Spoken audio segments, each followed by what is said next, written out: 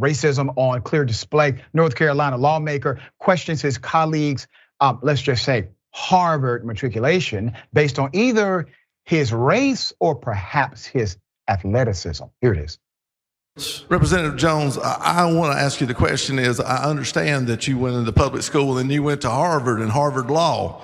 And the question, I guess, is, would you have been able to maybe achieve this if you were not an athlete or a minority?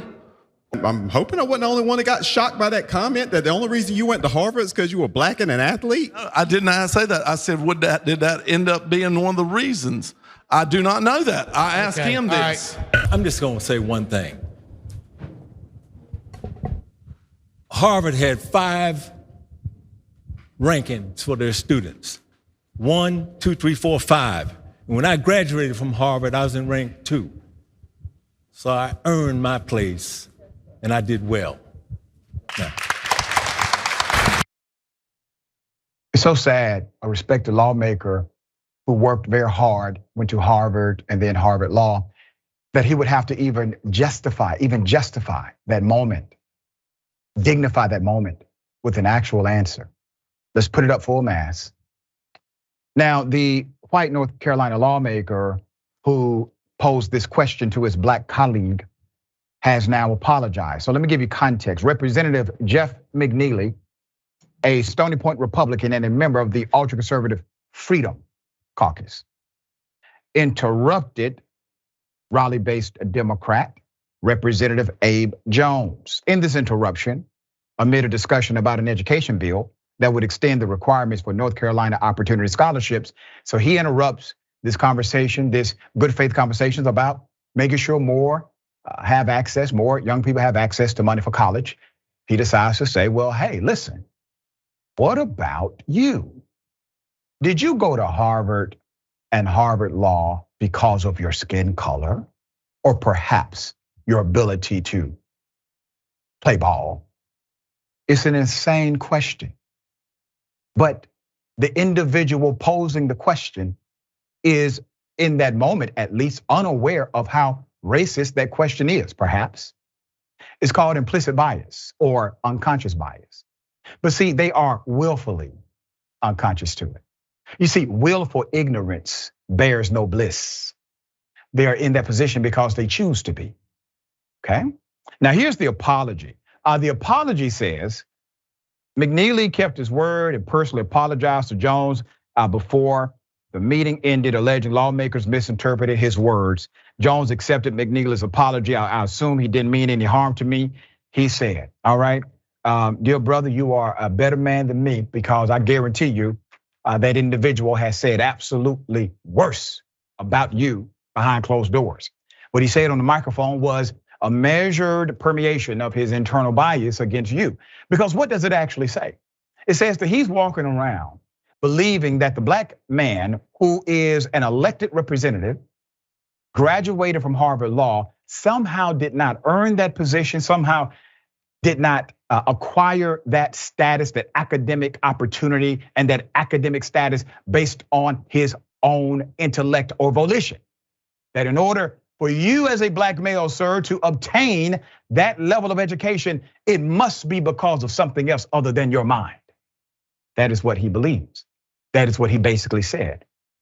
You see, if he had a Harvard Law education, which by the way, he does not, he would not expect someone to believe he received that education because of his athleticism or skin color. He would say, I earned that education by way of working hard. He would expect people to treat him that way, not the way he treated you, Representative. All right, apology, not even real in my humble opinion. Bennie, thoughts on this? Most definitely. So this is one of the things that right wingers love to do, is they love to completely invert any type of situation, right?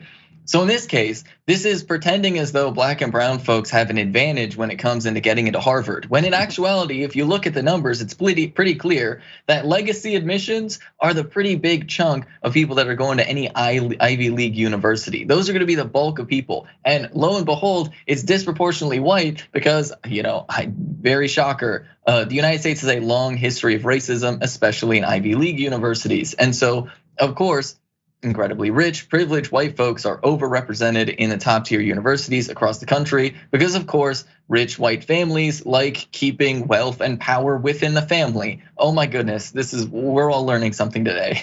But right wingers like to pretend it's the opposite. They like to pretend that, because there's one small affirmative action program that they put in place that, must mean that by definition, this is the only reason, anybody gets into college, and poor white folks are so oppressed, having a difficult time getting into college, when the harsh reality is the opposite is true, right? It's not that black and brown folks have an advantage getting into college, right? It's actually the opposite. And that's why those programs exist. And they do the same thing with trans people too. They pretend that, trans people are all these like rich, powerful celebrities that have convinced huge chunks of the media to support our existence, right? When in reality, of course, we all know that trans people make something like less than half of what the average person does. But at the end of the day, it really demonstrates the extreme bigotry that these people have, because what they are not saying, what goes unsaid within that statement is the assumption, right? Is the assumption that black and brown folks are incapable of getting into Harvard. And thus the only reason that there would be anybody going to Harvard then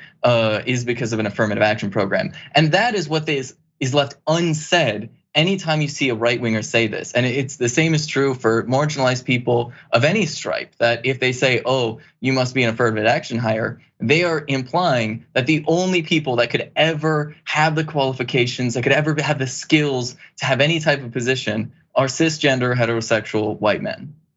Given how well the representative performed at Harvard, it goes to the point I make often. Black communities do not have a lack of talent. We typically have a lack of resources. And because of those resources not being as readily available, it is contextualized, or at least it produces this inequity as it relates to higher education in particular, and the zip code that you're born in. Your zip code should never determine your opportunity for success. And that is what we're trying to fight every day.